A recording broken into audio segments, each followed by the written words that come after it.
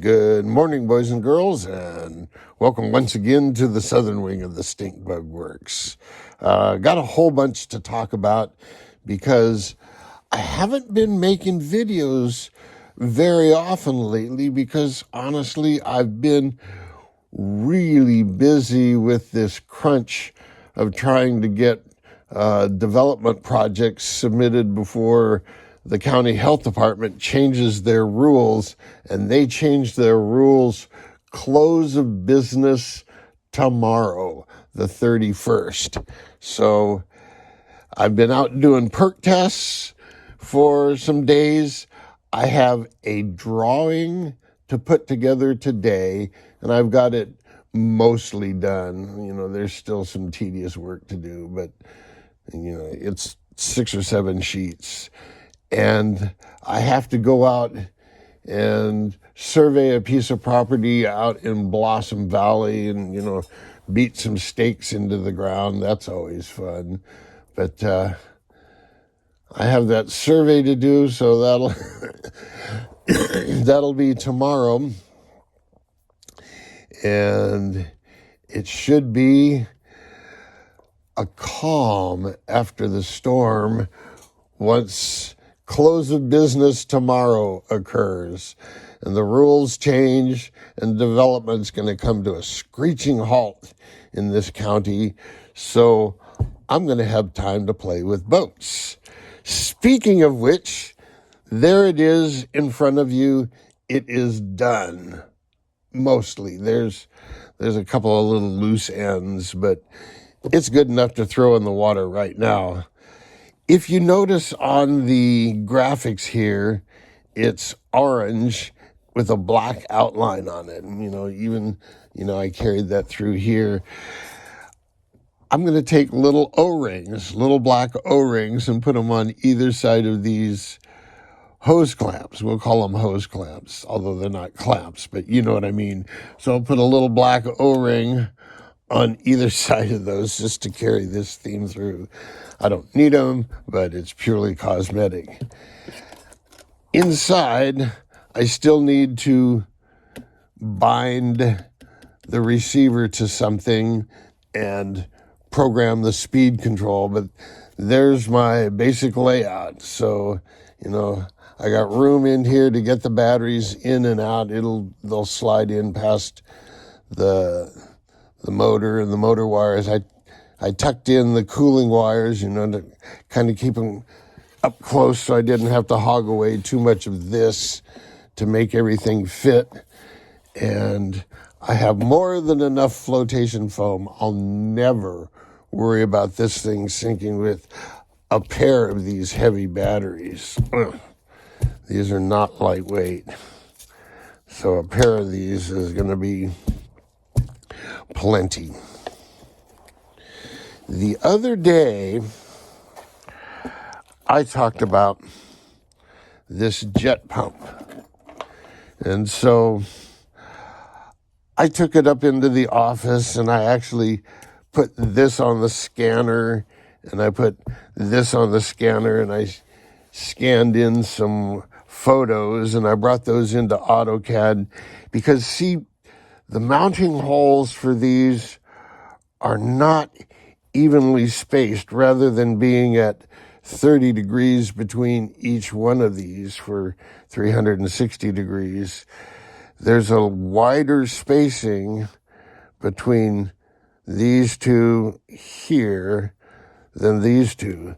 So I brought that into, I scanned a photo and then brought that into AutoCAD and, made some measurements and, scaled the photo to the right scale.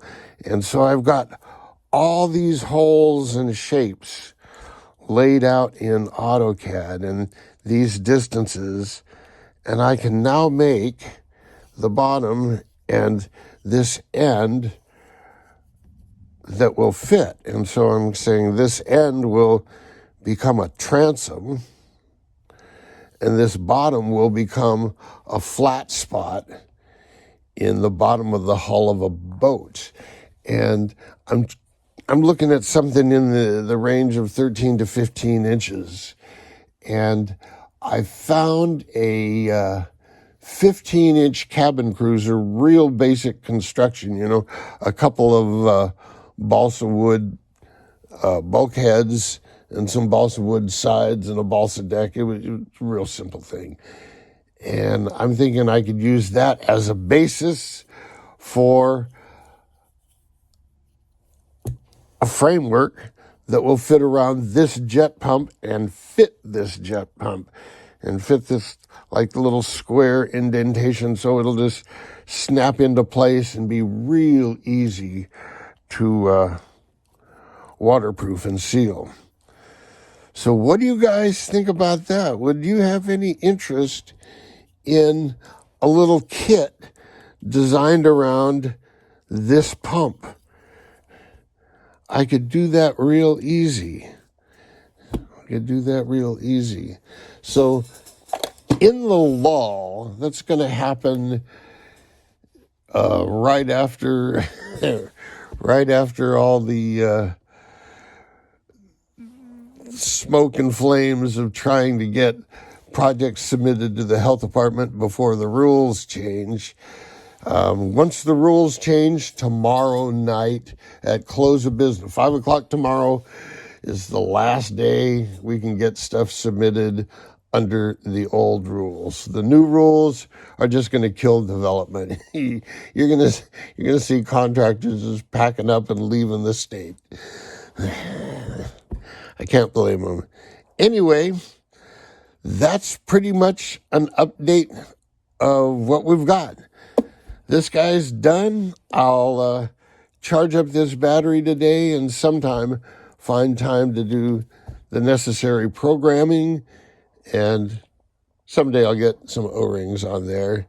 I have one layout drawing left to do for that property I tested in El Cajon yesterday, and I have to go out and do a survey and beat stakes into the ground. And then it's going to be boat time. We're going to have time to take these to the pond. Finally, there will be time to take these to the pond. Until next time, boys and girls, jet out. Welcome back, boys and girls, to a quick addendum to today's video. In my prior video where I showed you the PVC frame for the bag that this thing will live in, as I picked up that bag, there on the table there at the eastern wing were 2 hydroplane kits. A short circuit, that's the 1950s Ted Jones hull, and the Atlas, which is the 1970s Pickle Fork hull. I have a couple of kits of each available. If you want one, these things are real hard to get because I don't produce them very often. I was thinking about having, a regular guy, manufacture them and sell them, but that fell through. So you only get them every now and then. So I have a couple. If you want one, let me know. Until next time, boys and girls, jet out.